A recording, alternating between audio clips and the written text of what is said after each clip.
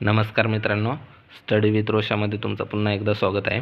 16 जून 2015 म्हणजे MSN 1 ची question paper आज आपण 15 मार्कची पाहणार आहोत, जे की MCQ ठरणार आहेत आज व्हिडिओमध्ये। ओके, मोठ्या झालेल्या थायरॉइड ग्रंथीला डॅश डॅश म्हणतात, त्याचं उत्तर येणार आहे गॉइटर। ओके, ग्लासगो कोमा स्केलचा वापर डॅश डॅशमध्ये करतात, म्हणजेच त्याचं उत्तर येणार आहे बेशुद्ध रुग्ण।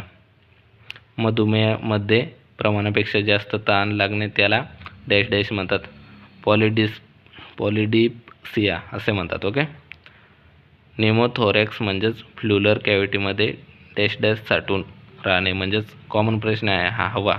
ओके, गाऊट या आजारात रक्तातील डॅश डॅश पातळी वाढते, गाऊट या आजारात रक्तातील युरिक ॲसिड पातळी वाढते। ओके, नंतर आपण 15 आपले योग्य जोडे लावा। ओके, ब्रॉन्कायटिस म्हणजेच पॅच्युरल ड्रेनेज, डॉट्स म्हणजेच क्षयरोग, मधुमेह म्हणजेच मेटफॉर्मिन। ओके, अपेंडिसायटिस म्हणजेच मॅकबर्नीस पॉइंट। ओके, कॅर्निक साइन म्हणजेच मेनिंजायटिस।